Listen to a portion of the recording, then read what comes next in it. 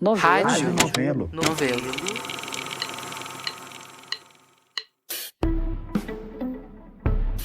A convidada de hoje é a jornalista Cecília Oliveira, fundadora do Instituto Fogo Cruzado, que produz dados sobre a violência armada em várias cidades do Brasil. Eu nasci, cresci e moro no Rio, onde o Fogo Cruzado também nasceu. E não é para menos que nasceu aqui, porque o que não falta nessa cidade é fogo cruzado. Um dos serviços que o Instituto oferece é você poder saber onde tem tiroteio. Digamos que você quer sair de casa e está ouvindo barulho de tiro em algum lugar, mas não sabe onde. Pode ser importante para você decidir se vai sair naquela hora, que caminho vai pegar, se precisa alertar os seus familiares que estejam fora de casa e outros perrengues que os cariocas passam diariamente. E olha que eu não moro em comunidade onde essa violência é muito maior e muito mais letal. Eu moro na zona sul da cidade, a região mais rica. E mesmo assim, já usei alertas do Fogo Cruzado muitas vezes. Mas não é só isso que o Instituto faz. Elas também trabalham com pesquisadores, com as comunidades, com as prefeituras, com os governos estaduais, com as polícias e com a imprensa para coletar e analisar dados da violência armada em Salvador, Recife e Belém, além do Rio de Janeiro.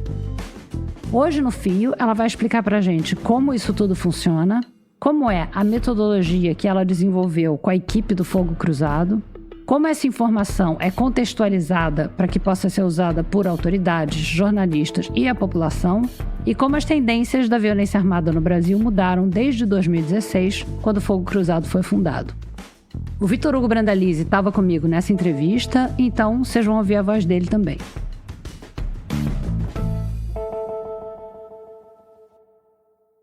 Você é uma das fundadoras do Instituto Fogo Cruzado, né? Então eu queria que você explicasse pra gente o que o Fogo Cruzado faz e como, assim, qual é a metodologia que vocês usam? O Fogo Cruzado, ele nasceu de uma falta de informação que eu tinha quando eu estava trabalhando como jornalista e eu precisava ali de informações sobre vítimas de balas perdidas e contextualizar a situação do Rio de Janeiro em relação à violência, porque eu estava trabalhando como pesquisadora para um jornalista britânico, Misha Glenny, que estava escrevendo a biografia do Nem da Rocinha.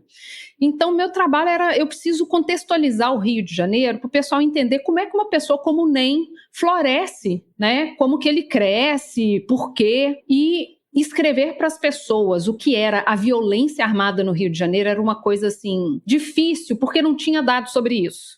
Né, os dados, por exemplo, sobre vítimas de balas perdidas tinham deixado de ser produzidos em 2012. A gente tinha pela frente Copa do Mundo, Olimpíadas, então era importante que as pessoas não se assustassem tanto em saber que, meu Deus, posso tomar uma bala na hora que eu estou indo no mercado. Quem detém a informação detém o poder de determinar o que vai ser dito sobre isso. Quem acompanha os jornais consegue ver que aquilo saiu meio dos jornais, a questão das balas perdidas passou a ser uma coisa meio que exceção à regra. E a gente sabe que não é exceção à regra. Hoje, com os dados do Fogo Cruzado, você consegue saber que você tem bala perdida todo mês, 2 vezes por mês, 3 vezes por mês, ou até mais. Que metodologia você usou para fazer e qual é a metodologia que vocês usam no Fogo Cruzado para conseguir essa informação? Eu comecei a fazer no Excel porque era uma época que a gente usava muito Facebook, por exemplo. Então, todo dia aparecia no Facebook algum contato falando: nossa, eu estava passando pela Avenida Brasil, meu ônibus teve que parar porque tinha um tiroteio. Todo mundo falava muito sobre isso. Então, comecei a contar ali na mão e, olhando só meu entorno, dava uma média de 8, 10 tiroteios por dia e, obviamente, aquilo era um recorte minúsculo da realidade. Era só a minha timeline. No início ali de 2016, eu já estava conversando com uma amiga que trabalhava na Anistia Internacional, Rebeca Lehrer, e ela estava trabalhando em um projeto chamado Jovem Negro Vivo. E aí o Fogo Cruzado nasceu incubado ali na Anistia e começou ali contando os tiroteios em 3 vertentes, né? A gente desenvolveu um aplicativo, então as pessoas mandavam informações pelo aplicativo, a gente monitorava as comunicações das polícias e a gente desenvolveu filtros específicos para as redes sociais que nos permitiam saber quem estava falando sobre isso, onde, com que frequência. Então a gente cruzava todas essas informações para poder saber, tem um tiroteio ali mesmo? O que você quer dizer com monitorava as comunicações da polícia? As polícias no Rio, elas falam bastante. E elas sempre divulgam bastante o que ela está fazendo, qual o resultado das operações, quantas pessoas morreram, o que aconteceu. E isso é muito bom, nesse sentido de a gente saber onde é a operação, quantas pessoas foram baleadas, qual o resultado daquilo, para onde que eles estão indo, quantas operações por dia, quando começa essa operação. Então, a gente monitora esse tipo de comunicação das polícias também. E aí isso foi crescendo muito rápido, porque o volume de informações ele era realmente muito maior do que eu imaginei que ele poderia ser. As pessoas aderiram à ideia de falar para a gente sobre os tiroteios muito rápido e também o volume de informações era muito grande no sentido de muitas operações policiais, muitos tiroteios, muitas ruas fechadas, porque a gente não dá só informação sobre o tiroteio, né? Lá no início a gente postava, por exemplo, no Twitter, no Facebook, tiroteio na rua Siqueira Campos, em Copacabana, esquina com rua tal. Mas a gente dava também as informações que eram consequências disso. Fechou a Nossa Senhora de Copacabana, fechou a UPA tal, fechou as escolas da região. Então a gente também dava essas informações. Corta para 8 anos depois. Hoje a gente produz mais de 50 indicadores relacionados à violência armada. Então, a gente pega a informação do tiroteio em si e quebra ele em diversas informações. Idade, gênero, qual a motivação disso? Foi uma chacina? Foi um assalto? Foi uma perseguição? Onde que isso foi? Que horas que isso foi? Quantas pessoas envolvidas? Mortos, feridos, gênero? E aí a gente vai fazendo várias quebras dessa informação, que são informações que não são produzidas. Eu dei o exemplo da bala perdida, mas chacina. Como é que você poderia imaginar que um estado como o Rio de Janeiro não produziu um indicador de chacina, né? Que é uma coisa bizarra. Eu estava olhando um grupo de WhatsApp que vocês têm com a imprensa, em que vocês vão mandando informações, e eu vi uma coisa que eu achei super interessante. Era uma notícia de um policial que tinha sido baleado numa briga de bar. E aí embaixo vocês botavam o número de policiais que tinham sido baleados desde o início de 2025, o contexto daquela informação, né? Isso é uma coisa que vocês foram vendo a necessidade aos poucos e por quê? Isso é mais uma dessas construções que a gente foi aprimorando e entendendo que eram necessárias, né? Porque, outra coisa chocante, o próprio estado do Rio de Janeiro não monitora quantos agentes públicos de segurança são baleados. Como Eles assim? fazem uma contagem parcial que seria o número de agentes baleados em serviço. Hoje eu posso te dizer que a maioria é fora de serviço, porque a gente passou a produzir essa informação. Ele pode ser um miliciano, ele pode ser perseguido porque ele é um policial, ele pode ser um policial fora de serviço que reagiu a um assalto porque ele foi identificado como policial, que são aqueles outros debates que foram nascendo do entorno de uma informação levantada inicialmente. Então, assim, todas essas informações que a gente vai colocando camada sobre ela, vem trazendo essas outras informações para a mesa de debate que estavam fora do debate muito estrategicamente. Quem é que usa os dados de vocês? A população em si, que quer saber se ele pode passar pela rua tal, quer saber se está tendo um tiroteio, se a rua está aberta, se está tudo ok, se a escola está aberta, mas tem também os pesquisadores. A gente tem uma API, que é uma aplicação ali com dados brutos e todas as informações do Fogo Cruzado estão ali abertas. Então, eles baixam aquelas informações brutas para cruzar com outros indicadores de educação, de saúde, de renda, para poder fazer aí, mais uma vez, mais uma camada de informação para o debate, para a pesquisa que eles estão fazendo. Jornalistas, né? Qualquer pessoa pode usar isso. A gente divulga isso nas redes sociais, pelo WhatsApp, pelo Telegram, pela API, em tudo quanto é lugar, porque é isso. A gente sabe que o Fogo Cruzado nasceu da falta de informação. Então a gente quer que todo mundo tenha essa informação aberta, gratuita, verificável. E aí eu queria saber como isso é implementado em políticas públicas, se é implementado em políticas públicas e que tipo de política pública seria útil ter esses dados? Olha, os dados do Fogo Cruzado, eles são usados assim de maneiras diversas, né? Por exemplo, no Rio de Janeiro tem projetos de lei que utilizaram dados do Fogo Cruzado para embasar, como é o caso do projeto de lei que estabelece que homicídios de crianças deveriam ter prioridade na elucidação, na investigação, para embasar a DPF 635, conhecida como a DPF das favelas também, que pede ali um maior cuidado das polícias no planejamento das operações policiais, porque bala perdida demais, morador ferido demais. Tem, por exemplo, os nossos dados sendo usados na Bahia, onde a gente conseguiu, por exemplo, fazer um seminário sobre dados de segurança pública com o governo estadual. A gente conseguiu trabalhar os nossos dados junto com os dados produzidos pelo governo para poder entender melhor a situação da violência na Bahia, que está tomando aí aí o lugar do Rio de Janeiro nos índices de violência armada, de mortes cometidas por policiais, o avanço das milícias, das facções. Então, assim, é uma chance, por exemplo, que a Bahia tem de olhar para o Rio de Janeiro, ver o que é possível fazer e evitar que ele trace o caminho do Rio de Janeiro, por exemplo, né? Então a gente tem essa interface com ministérios públicos, com defensorias públicas, com governos estaduais, porque a situação da violência é um assunto multidimensional, multidisciplinar.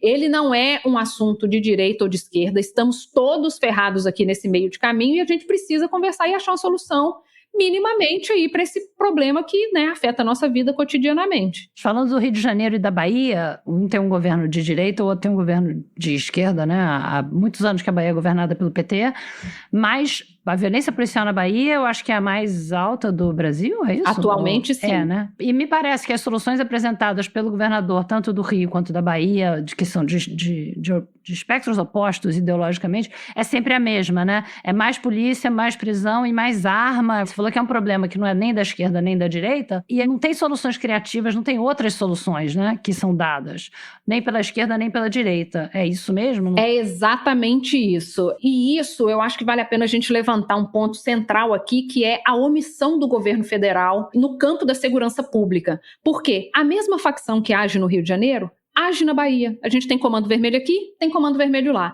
Ou seja, é impossível que o Cláudio Castro dê conta ou que o Jerônimo dê conta. Então, o trabalho do governo federal na segurança pública, ele é primordial, porque o trabalho das facções, ele é nacionalizado. Não só nacionalizado, ele é internacionalmente muito importante. Então, eu costumo dizer que, entre aspas, a nossa multinacional de maior sucesso é o PCC.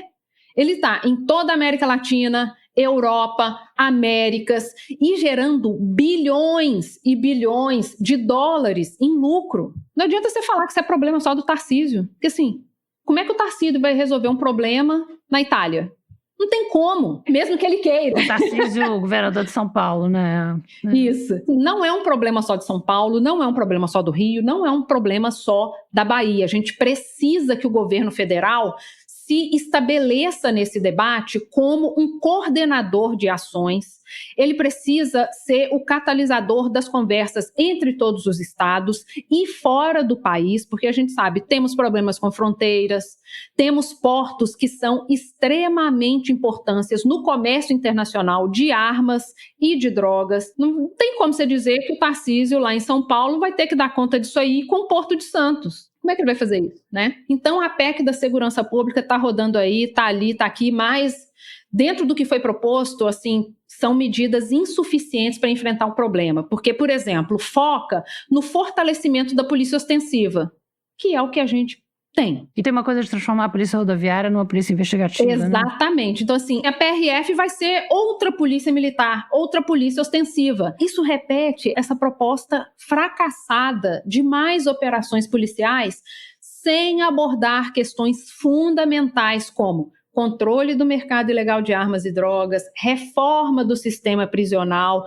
aumento da capacidade investigativa. Nada disso é devidamente abordado nessa PEC. Então, assim, a gente tem um índice de elucidação de crimes baixíssimo, nem metade dos crimes, metade dos homicídios, nem metade deles é elucidado. Então, assim, muitos deles são elucidados ali no flagrante, peguei. Então, assim, a nossa capacidade investigativa é horrorosa. A nossa polícia investigativa, a nossa polícia que é responsável por perícias, é muito deficitária. Então, assim, é impossível mesmo dar conta de responder tudo isso. Tudo isso não está sendo abordado como deveria na PEC da segurança. Vitor, o que é? Eu só não queria perder um gancho. Uma das propostas, acho que a Polícia Federal vai poder combater milícias a partir dessa PEC, não é isso? Queria te perguntar se isso pode ser bom. Porque você falava antes sobre como precisa ampliar a capacidade investigativa, claro, e a Polícia Federal acho que é reconhecidamente a que mais tem essa capacidade. Então, essa questão dessa PEC trazer essa nova atribuição pode ser uma coisa boa? Essa é uma ótima pergunta, Vitor, porque uma das coisas que a gente percebeu é que é isso, milícia não existe só no Rio de Janeiro. Isso pode ser uma boa coisa se a gente for pensar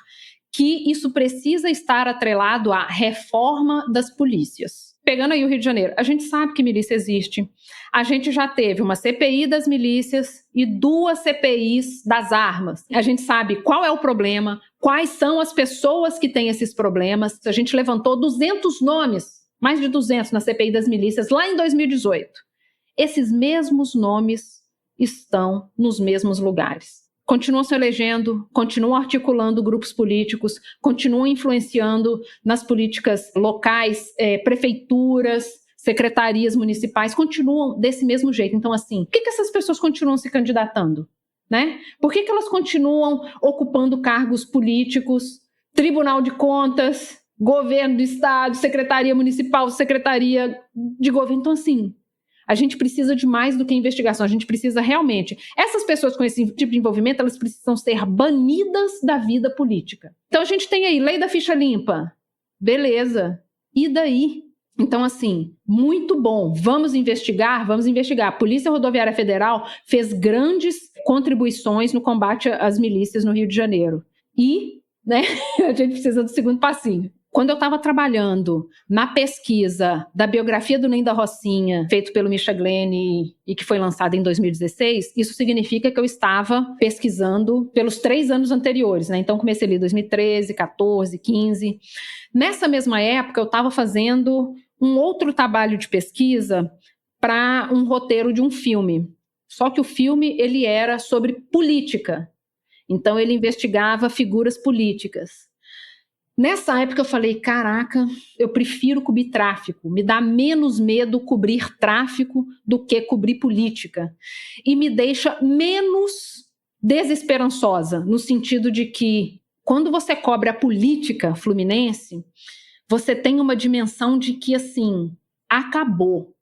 Porque você vê que as pessoas que tomam as decisões, que no caso, né, impactariam a política de segurança, elas é que são as pessoas que precisariam ser afetadas pela política de segurança. E você tem, de fato, o lobo tomando conta do galinheiro. Então, assim, é muito difícil você imaginar que tem jeito, né? É complexo. É difícil. Difícil você dormir de noite, né? Depois de... Foi uma época que bebi bastante. As pessoas perguntam, como é que você lidou com isso? Eu falei, minha filha, eu bebi. Eu bebi, porque era muito difícil você pensar assim, meu Deus do céu, a gente tá muito fudido. Porque assim, acabou. Era complexo. Foi um tempo difícil aquele, foi um tempo difícil. Desde que você começou a levantar dados sobre o Rio de Janeiro, o papel das milícias é o mesmo hoje que era naquela época, 10 anos atrás ou um pouco mais? Ele é muito maior e muito mais abrangente. As milícias hoje ocupam muito mais espaço do que elas ocupavam antes. A gente fez uma pesquisa no Fogo Cruzado, junto com o pessoal do GENI, da UF, o mapa dos grupos armados do Rio de Janeiro. Então, a gente analisou os dados da última década e meia sobre a movimentação desses grupos. Quem domina o quem fez aliança com quem cresceu para onde... E as milícias foram o grupo que mais cresceram. 400%. 400% em quanto tempo? 16 anos. Elas cresceram mais do que todas as facções combinadas. Tem uma coisa ainda mais interessante que é, as milícias cresceram para partes onde antes não havia ninguém, que é o que a gente chamou na pesquisa de colonização. Eles colonizaram novos bairros, que era isso, estava ali tranquilo, zero... E, de repente, agora tem um dono, tem um novo prefeito ali. Não sei se todo mundo vai lembrar, mas lá em 2008, muito tempo atrás, uns milicianos sequestraram a equipe de jornalismo do jornal O Dia, aqui do Rio de Janeiro. Isso botou muita pressão para que fosse aberta a CPI das milícias. Houve investigação, muitos nomes apareceram. Até ali, as milícias eram consideradas uma força ok, uma força auxiliar no combate ao tráfico e tudo. Elas eram, inclusive, chamadas de autodefesas comunitárias. Naquela época, eram apoiadas pelo Eduardo Paes, pelo César Maia, pelo Flávio Bolsonaro. Todo mundo amava as milícias ali naquela época. O Eduardo Paes, pelo menos, fez ali o meia-culpa. Os outros fizeram meia-culpa, assim, nem tanto, né? Nem tanto. Como a história nos mostrou. O miliciano não tinha vergonha de dar entrevista, era uma pessoa benquista. E ali deu uma mudança ali na percepção das pessoas sobre as autodefesas comunitárias. Aquele evento ali, o que aconteceu assim, de mudança importante? As milícias, elas saíram dos holofotes, mas trabalharam muitíssimo durante esses anos, tanto é que corta para 10 anos depois, 2018 foi quando todo mundo passou a conhecer pelo menos o nome de um miliciano, né? Qualquer brasileiro consegue te dar o nome de um miliciano hoje, que foi ali com a execução de Marielle Franco e Anderson Gomes. De 2018 para cá foi um boom a cobertura desse tema, né? Foi quando a gente descobriu tudo aquilo sobre escritório do crime, mortes por aluguel, pessoas ali que estavam na polícia há muitos anos, trabalhando com o jogo do bicho, controlando o Rio de Janeiro de todas as formas possíveis, né? Então esse bueiro foi mais uma vez destampado e a gente viu o tamanho desse problema que é refletido nessa pesquisa que mostra esse crescimento estrondoso das milícias no Rio de Janeiro. Fala-se muito de milícia no Rio de Janeiro, né? Então quem mora fora do Rio meio que se sente assim, bom, milícia é coisa do Rio de Janeiro. Aqui a gente não precisa se preocupar com milícia. Isso é verdade? Absolutamente mentira. Eu fiz uma matéria um tempo atrás que chamava O Carro da Linguiça. Para quem não está familiarizado, o pessoal chama de carro da linguiça porque é isso. Passa um carro, mete tiro em todo mundo, pega esse corpo e aí é que o pessoal fala carinhosamente, virou linguiça. Esse termo em específico, ele é conhecido em outros estados por outros nomes. No Pará, por exemplo, ele é conhecido como carro prata ou a barca. Eles não deixam de fazer aquilo que eles sempre fizeram, que é exterminar, matar por aluguel, mas agregaram novas atividades ao seu portfólio, né? E aí vendem de um tudo. Entre esse um tudo, gás, areia, apartamento e mortes por aluguel. Esse tipo de ação existe no país inteiro. A gente sabe, grupo de extermínio, eu acho por aí. Quando você vê, opa, passou um carro, saiu matando todo mundo, isso não tem outro nome. É milícia. É grupo de extermínio. Então, assim, isso existe em vários outros estados, em maior ou menor escala, com maior ou menor conhecimento das pessoas.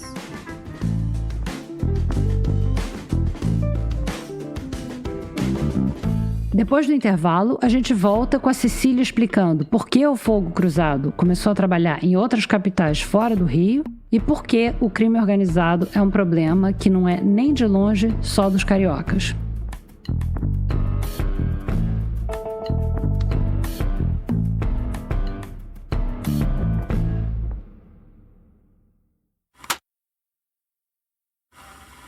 O Fogo Cruzado trabalha no Rio, em Recife, em Salvador e em Belém, né? Por que essas cidades? A gente estabeleceu a prioridade de trabalhar nas cidades metropolitanas dessas 4 capitais, porque elas têm alguns elementos que são o alto índice de homicídios, especialmente cometidos com arma de fogo, o acesso a armamento específico nesses estados, a falta de transparência pública sobre dados de homicídios e de crimes em geral nesses estados, e uma muito importante que às vezes passa batido aí, que é a imprensa. Existe imprensa suficiente cobrindo esses assuntos e jogando luz sobre esse assunto?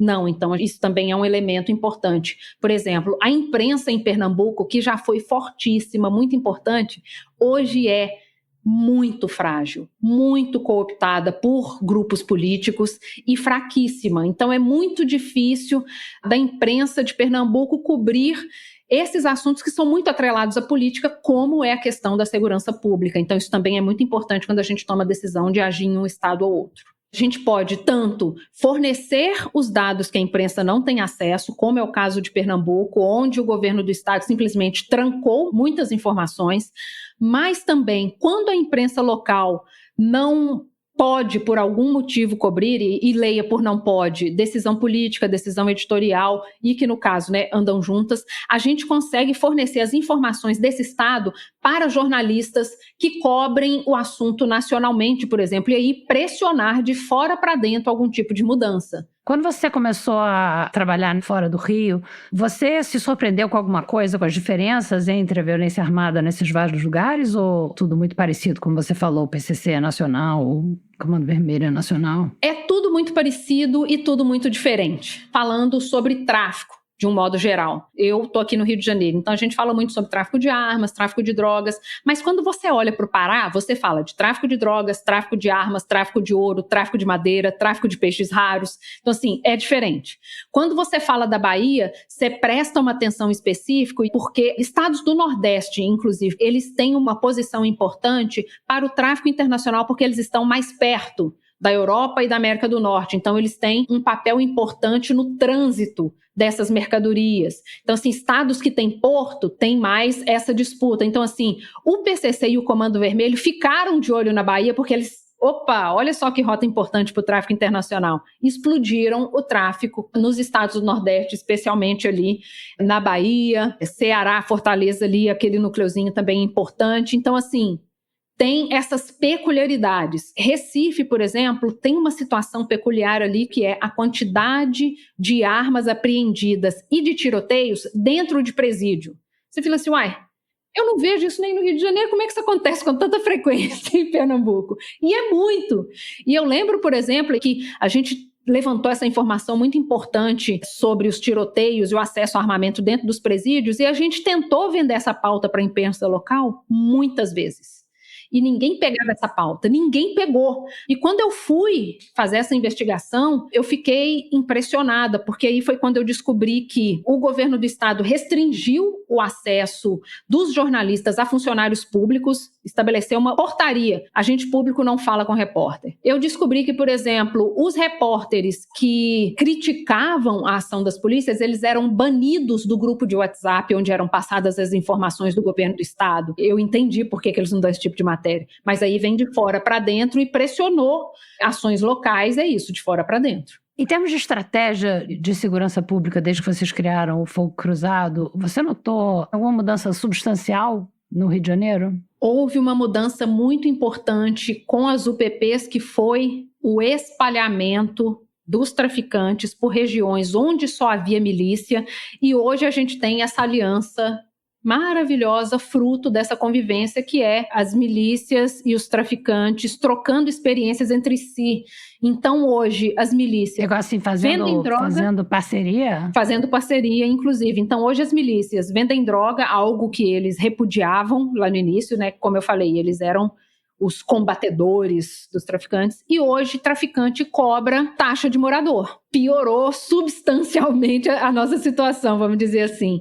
E hoje você tem essa situação se espalhando não só pelas cidades da região metropolitana, pela Baixada, pela Costa Verde. Isso mudou muitíssimo o jeito do crime se organizar no Rio e influenciar e conquistar novos territórios no Rio de Janeiro, inclusive fazendo parcerias quando é necessário. Existe uma parceria importante, por exemplo, de milicianos com traficantes do 3º Comando Puro, quando eles precisam, por exemplo, enfrentar numa área onde os dois querem acabar com o Comando Vermelho. Então, assim, existem essas parcerias, assim como existem parcerias com o Jogo do Bicho também, em alguns casos.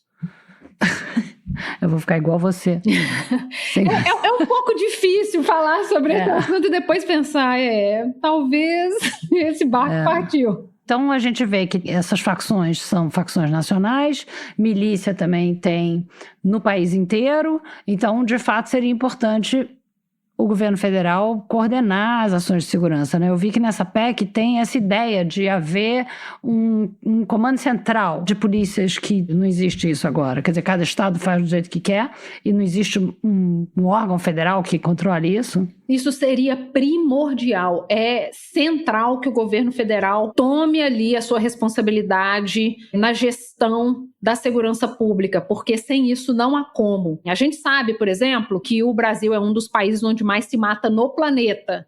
A maioria desses crimes é cometida com arma de fogo e o Brasil não tem um índice nacional de homicídios e não tem um banco nacional de armas e munições. Então, assim...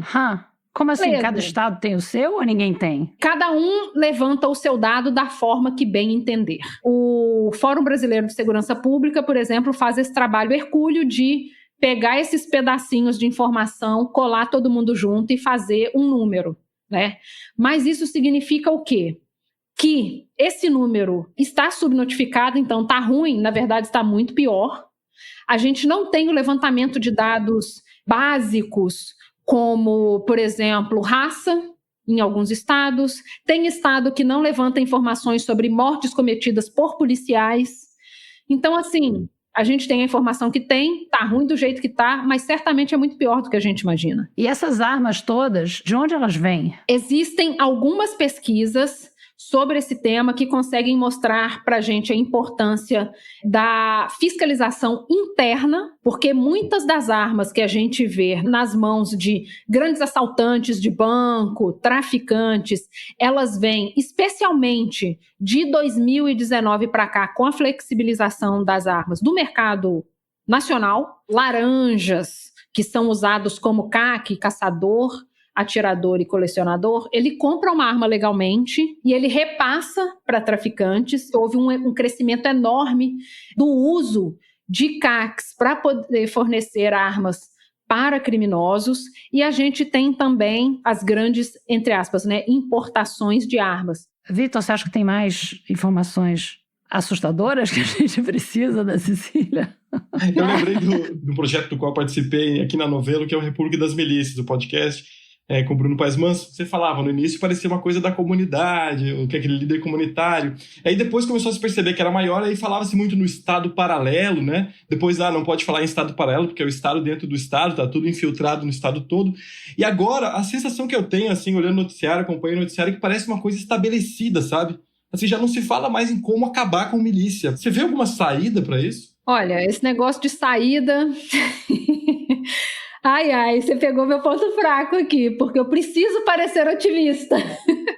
Mas é realmente complicado, assim, da gente imaginar que há saída, porque as pessoas responsáveis por tomar decisões, por estabelecer medidas, são as pessoas que têm mãos atadas por envolvimento com grupos milicianos, com outros grupos criminosos. Então é muito difícil. Então, quando eu vejo uma proposta como essa da PEC da segurança ignorar solenemente os nossos problemas reais, aí é que eu penso que realmente é difícil você imaginar que tem solução, porque assim, é muito difícil você tomar providências envolvendo polícias no Brasil, porque elas têm muita força política e um peso muito importante. Então, sempre que você vai mexer nesse vespeiro, você tem que fazer trocentos acordos, 400 sessões para poder dar 2 passinhos, né? E é exatamente o caso desse debate, especialmente nesse governo, que é um governo que fez muitas alianças, muitas concessões. Então, assim, já é um debate muito travado. Mas aí eu lembro também que a nossa melhor janela de oportunidades passou, que foi quando o Lula foi eleito ali na sua primeira eleição, quando ele conseguiu ser reeleito, e que as taxas de aprovação estavam excelentes, a economia estava bombando, o país era a capa de tudo quanto é revista internacional, falando, opa, estamos subindo. Aquela capa da Economist com o Cristo subindo, depois é isso, tristemente a gente teve com o Cristo caindo, o que demonstra exatamente essa perda da oportunidade ideal que a gente teve de estabelecer mudanças, porque quando você tem uma boa aprovação, você consegue impor medidas que seria difícil de você obter todo o apoio que você precisava, né? E agora a gente está exatamente nesse momento onde ter apoio é dificílimo. Essa questão da PEC da segurança ilustra exatamente isso. Difícil de você ter o apoio para fazer as mudanças necessárias. E sem as mudanças necessárias, a gente vai, num bom cenário, continuar onde a gente está, porque é daqui para baixo, né? A ladeira é íngreme e a gente está descendo. Qual é a relação do Fogo Cruzado com o governo do Rio, com o governador do Rio, Cláudio Castro? Quando a gente estabelece uma iniciativa que vai constantemente questionar a política de segurança, os dados, as informações, o inicial é eles dizerem, não sei como vocês fazem isso não é verdade, eu não vou comentar esses negócios. As primeiras respostas.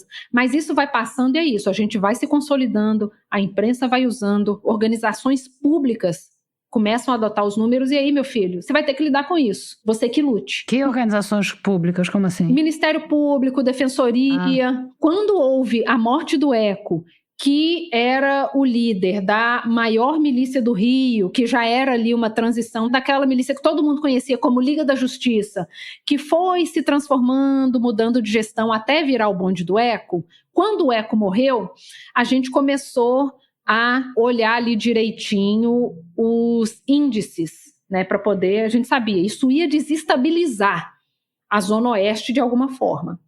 A gente sabia que, obviamente, a milícia não ia acabar porque mataram uma pessoa, né? Eu lembro que a gente soltou uma notícia onde a gente falava, olha, desde a morte do Eco, nos 3 meses seguintes, houve uma queda no número de tiroteios na área tal, tal e tal. Quando a gente soltou essa informação sobre a queda no número de tiroteios na Zona Oeste depois da morte do Eco, o governador do Rio, Cláudio Castro, compartilhou essa informação como sendo, tá vendo? Resolvemos. Publicou isso no Twitter. Eu lembro que eu voltei lá e falei, então, governador, você sabe que as coisas melhoram para depois piorar bastante, né? E não existe isso de você matar uma pessoa e resolver o problema. A milícia é a milícia. Ponto. Foi questão de dias. A Zona Oeste virou um campo de batalha a céu aberto. Ônibus queimados, era tiro para todo lado, vias fechadas. Eu voltei lá no posto e falei, eu não disse? Para de cantar vitória em cima de coisas que você sabe que não existe. Né? Eles usam a informação quando eles querem, porque é isso, um dado sem o contexto, você faz o que quiser com ele, né? E isso é um exemplo muito claro do uso político de informação, é isso, você torce ali e vai usar como você quiser, mas a realidade sempre, né, dá um tapa na sua cara e no caso desse aí foi muito rápido. E qual é a relação do Fogo Cruzado com as polícias do Rio, ou da Bahia ou de outros lugares? Tem uma relação, tem um diálogo, tem informação que vai de lá para cá e de cá para lá? A gente já teve boas conversas com a Polícia Militar do Rio, boas conversas com o Disque Denúncia, né? É um parceiro importante que tem essa conexão muito forte com a Polícia Militar. A Polícia Civil, nunca vi nem comi, só ouço falar. Não sei o que é isso. Isso publicamente, eu já fui abordada por policiais que têm essa responsabilidade, que têm essa preocupação com a segurança pública do Rio, com os quais eu já tive conversas informais, trocas de informações informais. Eu explico, olha, o banco de dados do Fogo Cruzado é aberto. Você pode conectar uma aplicação que você tenha desenvolvido direto no banco de dados do Fogo Cruzado e utilizar essa informação. A gente está aqui para colaborar. Né? Na Bahia, por exemplo, essa interface é um pouco melhor. A gente realmente trabalhou junto com a Polícia Militar da Bahia para poder fazer esse primeiro seminário de dados sobre violência. A gente estabeleceu um grupo de trabalho, um GT, para continuar trabalhando os dados de violência. Então, assim, essa interface existe em alguma forma. Em Belém, a gente também já conversou com a Secretaria de Segurança lá, com os policiais responsáveis pela construção das informações sobre criminalidade e segurança pública. Então, assim, essa interface existe em menor ou maior grau, mas é isso. Eu conversando com a polícia, vamos dizer, a gente está no andar de baixo, porque a decisão é do governador, né? Beleza, eu quero que vocês conversem e eu quero que vocês produzam algo. O governador vai aprovar? Por mais que esse diálogo seja aberto, ele sempre depende da deliberação da instância superior, que no caso é o governador. Eu vi você dizendo que um dos objetivos do Fogo Cruzado é ajudar a tirar as pessoas da linha de tiro. Isso acontece mesmo e como? Isso acontece no sentido de que a gente produz essa informação pública, ela é publicada imediatamente. Vamos supor, está acontecendo um tiroteio decorrente de uma operação policial lá no Complexo de Israel. Vai afetar a Avenida Brasil. A gente dá todas essas informações. A operação começou agora, o tiroteio começou agora, está nessa temperatura o tiroteio, a Avenida Brasil está fechada, a rota é essa. Então, assim, a gente permite que as pessoas tenham acesso à informação para poder tomar a decisão. Beleza, o pau está quebrando. A Brasil vai fechar, você vai passar lá? Aí a pessoa vai, eu vou esperar um pouquinho. Então, isso colabora nesse sentido também. Então, obrigada, Cecília, super obrigada.